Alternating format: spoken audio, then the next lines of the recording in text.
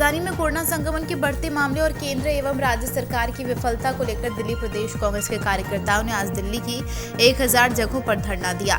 दिल्ली प्रदेश कांग्रेस मुख्यालय पर प्रदेश अध्यक्ष अनिल चौधरी भी हाथों में तख्तियां लेकर बैठे। केंद्र एवं राज्य सरकार की नीतियों के विरोध में धरने पर बैठे अनिल चौधरी ने कहा कि दोनों सरकारों ने गलत नीतियों के कारण दिल्ली की जनता परेशान हो रही।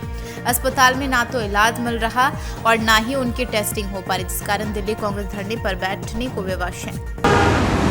पिछले 84-85 दिन से हम लगातार इन सरकारों को जगाने का काम कर रहे थे।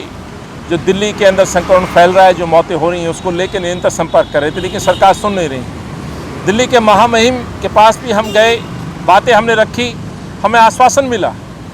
केजरीवाल जी ने कहा कि मैं स्वयं से सड़कों पर रहूँगा। मैं समझता हूँ कहाँ है केजरीवाल साहब, इसलिए हमने कहा था कि यदि केजरीवाल साहब आप नहीं आए तो मजबूरन हमें सड़कों पर उतरना पड़ेगा।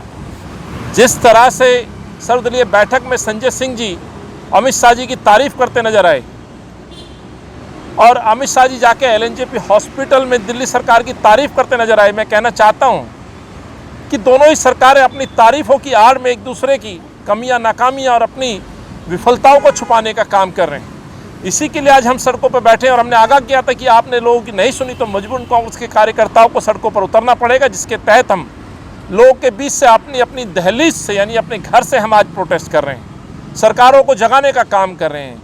हमने मांगे की हैं कि 10,000 जनता को दिया जाए न्याय योजना के तहत, जो राहुल जी बार बार बोल रहे हैं। कोरोना के टेस्ट ये एक अधिकार होना चाहिए प्रत्येक नागरिक को जो दिल्ली में रहता है। उन तमाम बातों को लेकर के जो डॉक्टर्स की चाहे परेशानी हो, उन तमाम चीज़ों को लेकर के आज हम यहाँ बैठे हैं, जो हमने कल लिखित रूप में भी हिंदुस्तान के गृह मंत्री को सूची दी थी, सुझाव दिए थे। धन्यवाद।